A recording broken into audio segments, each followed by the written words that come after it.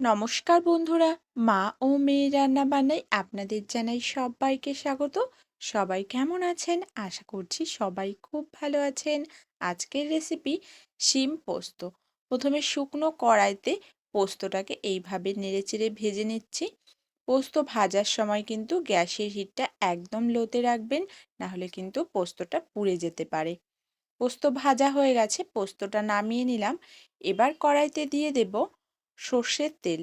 চেষ্টা করবেন সর্ষের তেলে রান্নাটা করার, তাহলে কিন্তু রান্নার স্বাদটা খুব ভালো হবে।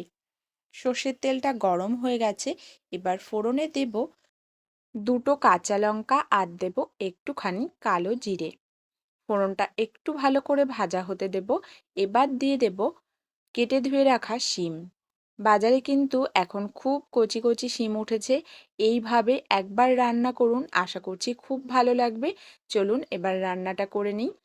এবার শিমটাকে ভালো করে নেড়েচেড়ে কিন্তু কষিয়ে নেব। তার আগে দিয়ে দেব একটু পরিমাণ মতো লবণ। লবণটা দিয়ে দিলে শিমটা খুব তাড়াতাড়ি সেদ্ধ হয়ে যাবে। এই রান্নায় কিন্তু কোনো জল ব্যবহার করার দরকার নেই। গ্যাসের হিটটা মিডিয়াম টু লো করে রান্না করবেন, তাহলে কিন্তু শিমটা ভালো মতন সেদ্ধ হয়ে যাবে। এই সময়টা শিমটা যেহেতু খুব কচি থাকে, সেই জন্য কোনো জল ব্যবহার করার দরকার নেই। এবার দেখুন দিয়ে দেব পরিমাণ মতো হলুদ। হলুদ লবণটা দিয়ে ভালো করে নেড়েচেড়ে শিমের সঙ্গে মিলিয়ে নেব। আমার চ্যানেলে নতুন বন্ধু হয়ে থাকলে চ্যানেলটি সাবস্ক্রাইব করে আমার পাশে থাকার অনুরোধ রইল। ভিডিওর পাশে বেল আইকন রয়েছে, প্রেস করে রাখবেন, তাহলে যখনই আমি নতুন রেসিপি শেয়ার করব সবার প্রথমে আপনার কাছে নোটিফিকেশান পৌঁছে যাবে। আর কমেন্টের মাধ্যমে জানাতে কিন্তু একদমই ভুলবেন না আমার রেসিপিগুলো আপনাদের কেমন লাগছে। যদি ভালো লাগে একবার বাড়িতে অবশ্যই রান্না করে খেয়ে দেখুন।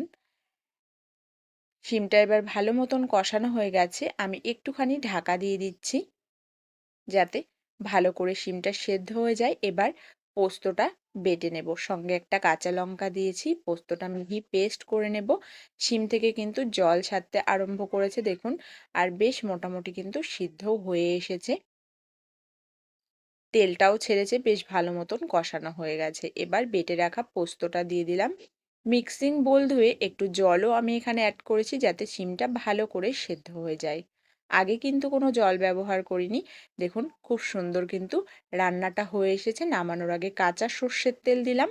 এবার কাঁচা সর্ষের তেলটাকে শিমের সঙ্গে মিলিয়ে নামিয়ে নেব।